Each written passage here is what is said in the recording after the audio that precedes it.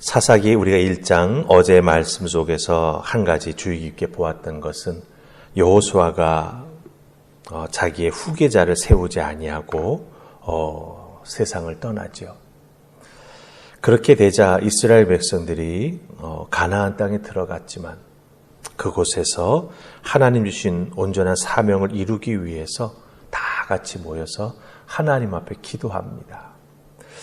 기도하고 간구했더니 하나님께서 이제 유다 지파를 앞에 선두에 세우셔서 이 가나안 땅을 계속해서 점령해 나아가라 이렇게 말씀하시는 것을 보게 됩니다. 기도하고 응답 받았습니다. 그렇죠? 우리는 보통 기도 응답 받았습니다 이렇게 표현을 많이 하지요. 자, 그렇다고 한번 생각해 보십시다. 기도 응답 받은 다음 그 단계는 무엇일까요? 내가 기도했어요. 하나님께서 응답해 주셨다라고 하는 걸 분명히 느끼고 깨닫습니다. 아니, 내 삶의 그 기도의 문제가 해결이 됐어요. 그럼 분명히 기도 응답 받은 것 맞지요. 그렇다고 한다면 기도 응답 받은 다음에 혹은 기도한 다음 그 단계는 무엇일까요? 어떤 기도 제목을 놓고 우리가 간절히 기도했습니다. 사사기를 예로 들자면 이스라엘 백성들은 여호수아 죽은 다음 누가 선두에 서서 싸워야 하느냐 이 문제를 놓고 하나님께서 주신 이 땅을 온전히 점령하기 위해 어떻게 싸워야 하느냐의 문제를 놓고 하나님 앞에 기도했지요. 하나님께서 응답해 주셨고 유다 지파가 앞장서 나아갑니다. 그렇습니다. 기도 그 다음 단계는 하나님 응답하심에 따라 움직이는 것입니다. 오늘 우리가 읽은 말씀은 이스라엘 백성들이 기도한 그 다음에 어떻게 했느냐라고 하는 걸 좀 더 분명히 보여주고 있습니다. 그래서 그 이스라엘이 기도한 다음에 어떻게 움직여 나아가는지 그 모습 보면서 우리들도 기도하지 않습니까? 기도의 사람들이지 않습니까? 그 다음 어떻게 해야 하는가라고 하는 것을 오늘 말씀 속에서 깨닫고 꼭 기도의 열매를 귀하게 우리가 맛보아 알 수 있는 은혜를 덧입기를 소망하면서 우리 말씀 보십시다. 자, 오늘 말씀은 11절 말씀입니다. 11절 다 찾으셨죠? 같이 읽습니다. 자, 시작. 거기서 나아가서 드빌의 주민들을 쳤으니 드빌의 본 이름은 기랏세벨이라. 아멘. 11절 제일 앞부분 보니까 거기서 나아가서 이렇게 되어 있습니다. 유다 자손들이 하나님 앞에 기도하고 응답받은 다음 이제 거기서 나아가서 싸우기를 시작한다. 이렇게 말하고 있습니다. 이 거기가 어디입니까? 이스라엘이 하나님께 묻고 하나님이 유다 지파에게 선두에 서라 기도에 응답해 주셨던 그 자리입니다. 하나님께서 응답해 주시니 유다 지파가 움직이기 시작한다라고 하는 거죠. 어디서? 응답받은 그 자리에서부터. 특히 이 나아가서라고 하는 표현이 있지 않습니까? 11절. 이 나아가다라고 하는 이 단어는 그냥 몰려나가는 게 아닙니다. 가라라고 하는 말씀 들었다고 와 몰려나가는 게 아닙니다. 그 단어가 가지고 있는 중요한 뜻은 뭐냐?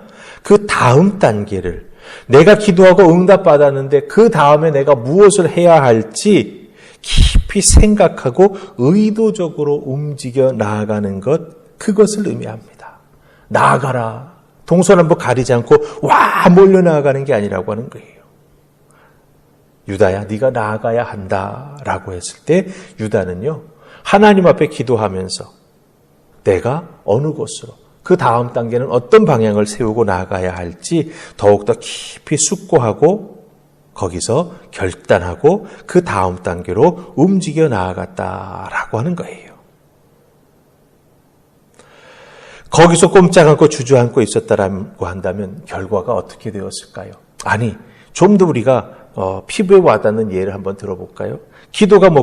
감이 먹고 싶다고 하나님 앞에 기도했습니다. 그렇다고 한다면 감 떨어지기까지 기도했으니까 누워서 기다리는 게 그 기도의 응답일까요? 아니죠. 기도했다면, 감을 먹고 싶다고 하나님 앞에 기도했다면 기도한 다음에 감나무라도 흔들어야 감을 먹을 수 있습니다. 여기서 우리가 한 가지 주의 깊게 살펴야 할 것이 있습니다. 거기서 나아가서 당연히 하나님께서 유다를 선두에 세우시고 유다는 시므온 지파와 연합하여 싸우니 더할 나위 없는 전쟁의 결과가 나타나게 되지요. 하지만 오늘을 사는 우리들도 거기서 나아갈 수 있도록, 기도 응답해 주시면 거기서 나아갈 수 있도록 기도하면서 준비하고 있어야 된다라고 하는 거예요. 믿음으로 준비하고 있어야 한다라고 하는 것입니다.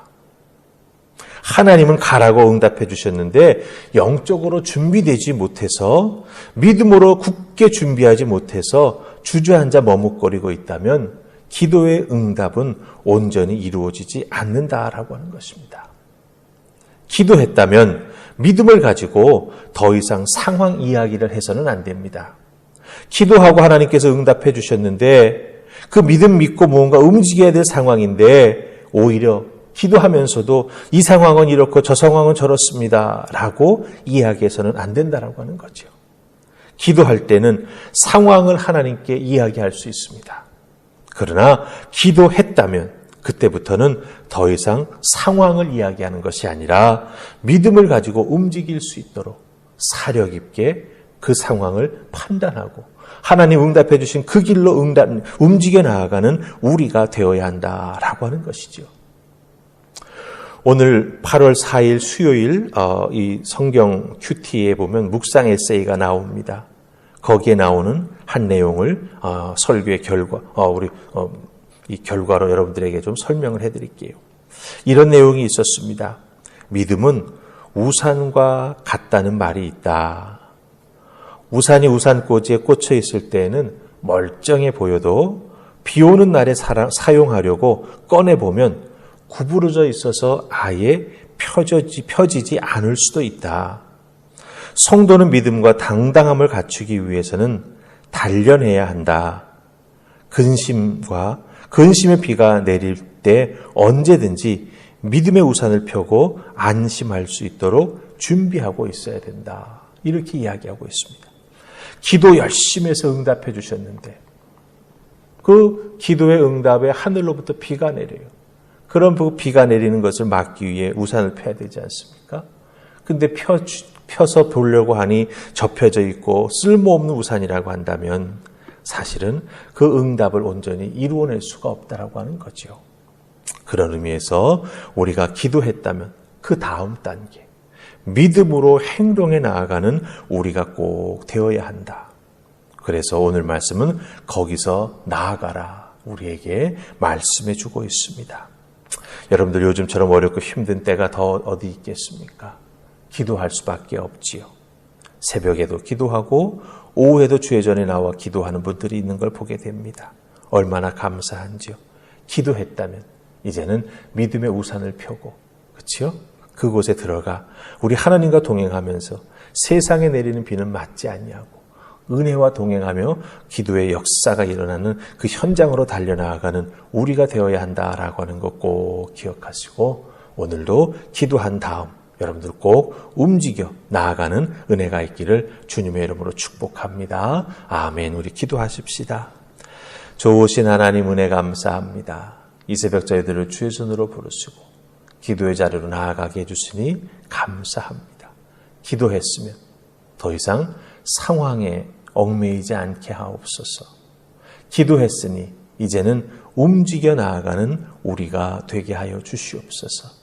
주님 인도해 주시는 그 길로 내가 어떻게 믿음의 우산을 활짝 펴고 나아가야 할지 숙고하며 성령님의 능력을 덧입어 앞으로 달려나아가는 우리 모두가 되게 하여 주시옵소서.